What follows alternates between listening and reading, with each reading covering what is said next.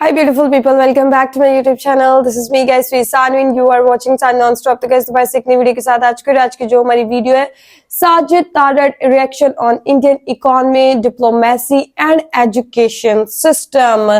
तो लाइक कर दीजिए, सब्सक्राइब कर दीजिए, दोस्तों के साथ इस वीडियो को शेयर कीजिए। और आज की जो वीडियो है वो देखेंगे कि साजिद तारड़ जो है वो उनका क्या रिएक्शन है कि इंडियन इकोनॉमी, इंडियन जिसे कहते हैं एजुकेशन सिस्टम जो है वो इतना अच्छा हो गया है, पूरी दुनिया इस चीज को जो है वो एक्सेप्ट कर रही है। तो पाकिस्तानी अवाम का इसके ऊपर क्या रिएक्शन है, पाकिस्तानी जर्नलिस्ट का और सहाफी लोगों का जो है वो क्या रिएक्शन है। पर वैसे वीडियो के अंदर चलते हैं, तो आप लोगों ने वीडियो को स्किप नहीं करना। Let's jump into the video. आज भी मैं एक जगह बैठा था दोपहर को, एक मीटिंग में, तो किसी ने कहा यार, मैंने कहा यार पाकिस्तान से कंपैरिजन बनता नहीं है।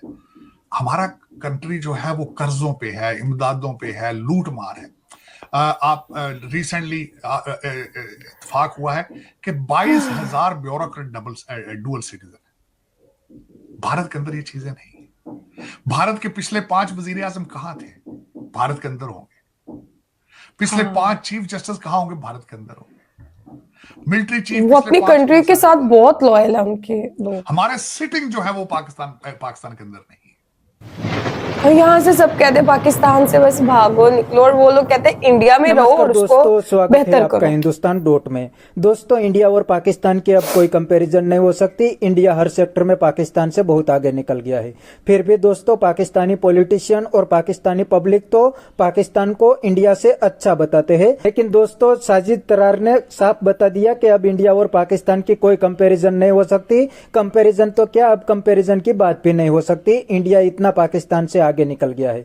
तो दोस्तों, बिना टाइम वेस्ट किए वीडियो में आगे देखते हैं साजिद तरार इंडिया के बारे में क्या कहते हैं। अगर आप नहीं हैं तो पहले चैनल को सब्सक्राइब कर लीजिए और वीडियो को अंत तक देखें। भारत की डिप्लोमेसी के बारे में मैंने अगले दिन बल्कि कहा कि मैंने उसका कंपैरिजन तो नहीं बनता, अफसोस तो होता है। मेरे जैसा बंदा देखता है कि यार देखो, भारत अपने डिप्लोमेसी के इतने पीक पे जा रहा है, हम कहाँ है। हालांकि कंपैरिजन तो बनता ही नहीं, कंपैरिजन बनता ही नहीं। आज भी मैं एक जगह बैठा था दोपहर को, एक मीटिंग में, तो किसी ने कहा यार, मैंने कहा यार पाकिस्तान से कंपैरिजन बनता नहीं है। हमारा कंट्री जो है वो कर्जों पे है, इमदादों पे है, लूट मार है। आप रिसेंटली इत्तेफाक हुआ है कि 22,000 ब्यूरोक्रेट डुअल सिटीजन है। भारत के अंदर ये चीजें नहीं है। भारत के पिछले 5 वजीर आजम कहां थे? भारत के अंदर होंगे। पिछले 5 चीफ जस्टिस कहां होंगे? भारत के अंदर होंगे। मिलिट्री चीफ पिछले 5, वो सारे भारत के अंदर। हमारे सिटिंग जो है वो पाकिस्तान के अंदर नहीं है। मैं इस वक्त बता सकता हूं कि आपके कितने जजेस, चीफ सुप्रीम कोर्ट के जजेस के इनके बच्चे कहां हैं। They are not in Pakistan, they are not in Pakistan. आपके सर्विंग कई जर्नलों के बच्चे वहां पाकिस्तान में नहीं। तो आप किन लोगों की बातें करती? हम उनके साथ कंपेयर, मेरे जैसे बंदे गलत है। मैंने आज किसी को कहा टीवी चैनल पे, मैंने कहा यार 3 करोड़ बच्चा स्कूल नहीं जा रहा, उनमें से 1 करोड़ डंकियां लगा के अमेरिका आएगा। मेरे जैसे नादान उनमें से विवेक रामास्वामी को ढूंढते, मेरे जैसे नादान उन डंकियों वालों के अंदर से काश पटेल ढूंढते। कंपैरिजन गलत है। मैं गलती एक्सेप्ट करता हूं, मुझे नहीं ढूंढना चाहिए। वो तो हाई स्कूल भी नहीं करके आते, उन्होंने क्या करना है। अब मुझे ये बताया, पाकिस्तान यहां अमेरिका के अंदर आके हर शहर में नून लीग नहीं कह सकते, मुस्लिम लीग नून लीग कहते हैं, पीपल पार्टी कहते हैं, पीएस पार्टी भी नहीं कह सकते। पीटीआई के 6 ग्रुप हैं, 10 तो गिरबान है, बदतमीजी का तूफान है, सारा दिन उर्दू में ट्वीट करते हैं, उर्दू में टिकटॉक करते हैं। देख ले, 3-4 यूट्यूबर हैं, उनको रिप्रेजेंट कर रहे हैं और उनका कारोबार है डॉलरों में। यूट्यूब तो बिजनेस है। कल यहां पे 2 यूट्यूबर हैं, उन्होंने कैपिटल हिल पे जाके जो बदनामी का बायस पाकिस्तान का वो बने, आप सोच नहीं सकते। पहले ही आपका पासपोर्ट का नंबर जो है नीचे से 5वें नंबर पर है। इन लोगों की वजह से पाकिस्तान का नाम ज्यादा खराब, वो भी डेमोक्रेट कांग्रेसमैनों के सामने। उषा के पीछे भी स्ट्रेंथ उसकी एजुकेशन, उससे पीछे चले एजुकेशन। सुंदर पिचाई देखें, उसके पीछे विवेक रामास्वामी देखें। विवेक रामास्वामी बायोमेडिसिन पढ़ के आया, तो लॉ स्कूल में जब गया उस वक्त भी उसके पास 1 मिलियन से ज्यादा थी, अभी अंडर ग्रेड था। जब लॉ स्कूल ग्रेजुएट किया, his net worth was 11 million dollars. उसका वालिद यहां पीएचडी करने आया था, डंकी लगा कर नहीं आया था। उसके बाद मैंने देखा विवेक रामास्वामी, काश पटेल को देखा, ब्रुकलिन के उसके माँ बाप आए यहाँ पे ब्रुकलिन से। फिर उसके बाद आप देखें यहां पे हरमीत ढिल्लों को देखें, डॉक्टर जयशंकर फॉरेन ऑफिस को ज्वाइन किया 1977 में, जयशंकर 48 ईयर्स कमाल अपनी है जेब में डाल यार के फिर रहे हैं, डिप्लोमेसी का एक्सपीरियंस। आपको अपने फॉरेन ऑफिस का पता है, फॉरेन मिनिस्टर का पता है? नो उसको literally सागदार है I'm ना not पर सर पता नहीं सागदार है sir 77 years of experience of diplomacy. दूसरी तरफ हमारे फॉरेन मिनिस्टर की क्वालिफिकेशन है कि वो वजीर आजम के समधी, उनके पास ये कंपैरिजन आप खुद कर लें कि आप पर्ची आप सिस्टम तरक्की करेंगे, करनी चाहिए, क्यों करेंगे आप, ये क्वेश्चन है। उस हाँ है, मैं ये भी चलें इसी पे कंपैरिजन कर लेते हैं। आपके बच्चों को, आपके बच्चे यहाँ पे सपूत है हमारे, वो लाउड स्पीकर लेकर एम्बेसी के बाहर खड़े होकर स्पीकर पे मोहसिन नकवी को गालियां निकाल रहे थे। मोहसिन नकवी साहब को एम्बेसी के सामने खड़े होके बदतमीजी का तूफान उन्होंने खड़ा किया।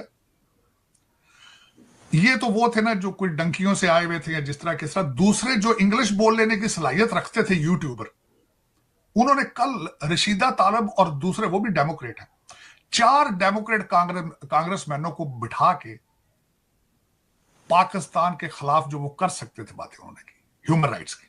ह्यूमन राइट्स हमारा जी वजीर आजम जेल में है, ह्यूमन राइट्स। अब मैं जरा बताना चाहूंगा उनके ह्यूमन राइट्स उसके दौर के क्या थे, मुर्शद पाक का अपना ह्यूमन दौर क्या था।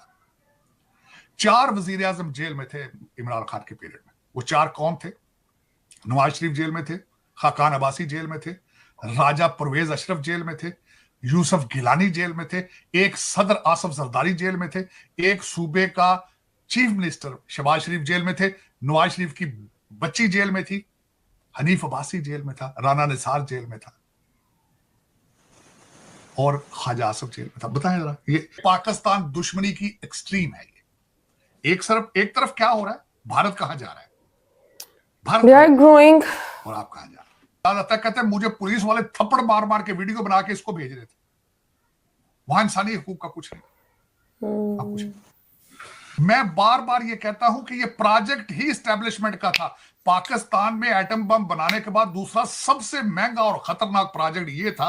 ये उन्हीं का फर्ज बनता है इसको वाइंड अप करें, क्योंकि बनाया उन्होंने था।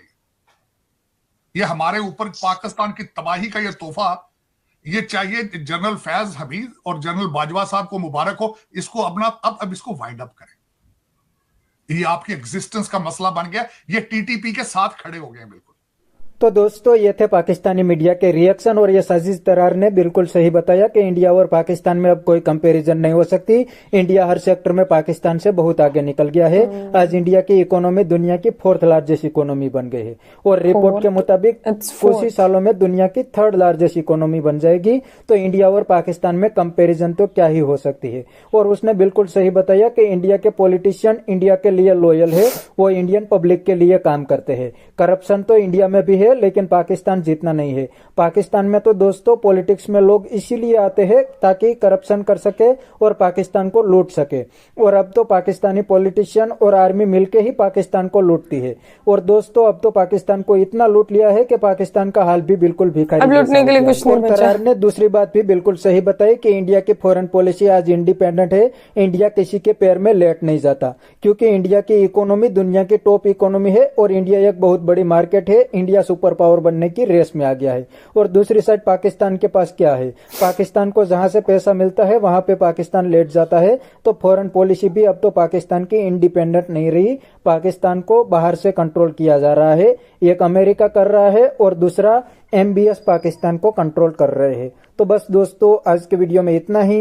ये थे पाकिस्तानी मीडिया के रिएक्शन। अगर आपको ये वीडियो पसंद आया ओके गाइस, अभी देखे ना, कोई कितना भी बात कर लेना, एक चीज हो चुकी है, ठीक है। और अब मेरे ख्याल से एजुकेशन सिस्टम बेहतर करेंगे पाकिस्तान का, तो मे भी की चीजें बेहतर हो सके। बिकॉज हमारे बच्चों को ना काफी चीजों का पता ही नहीं है, वो मतलब स्कूल जाते ही नहीं है। इतनी ज्यादा महंगाई, एजुकेशन सिस्टम के अंदर इतने ज्यादा मतलब गड़बड़ चल रही है ना कि मतलब एजुकेशन ही नहीं है बच्चों के पास अच्छी, तो वो कल को अच्छी जॉब्स भी नहीं ले सकते। फिर डेली वेजेस के ऊपर काम करने वाले लोग बेचारे बच्चों को पढ़ाते भी नहीं, वो खाना पूरा करें, स्टडी एक्सपेंडिचर्स पूरे करें, उनको खुद नहीं कुछ समझ आती। काफी लोगों का आजकल आ रहा है कि लोग जो है वो मर रहे हैं, खुदकुशियां इसलिए कर रहे हैं जस्ट बिकॉज ऑफ उनके पास खाने के लिए कुछ नहीं। और जितने भी लोग यहाँ पर एजुकेशन हासिल कर लेते हैं उनका मेन फोकस क्या होता है कि हम लोग किसी बाहर कंट्री के अंदर जाके सेटल हो जाए और वहां से भी अपने बच्चों को निकालें, पाकिस्तान से लोगों को निकालें। और यहाँ आप देखें इंडिया का अगर कंपैरेटिवली देखा जाए तो वहाँ की एजुकेशन सिस्टम इतना अच्छा है, वहां पे लोग बाहर नहीं ज्यादा जाते, वो अपनी कंट्री को बेहतर बनाते हैं। हमारे यहाँ पे अगर कोई पढ़ जाता है, डॉक्टर अच्छा है या कोई और इंजीनियर अच्छा है, वो उसकी कोशिश होती है मैं बाहर पहले चला जाऊं, बाकी बातें बाद में देखेंगे। तो ये है कि कंट्री की तरफ किसी का इतना ध्यान नहीं है। तो गाइस आप लोगों का क्या कहना है, जो comment, like, subscribe and share कीजिएगा। चलिए गाइस मिलते हैं आपको नेक्स्ट वीडियो के अंदर। Bye bye.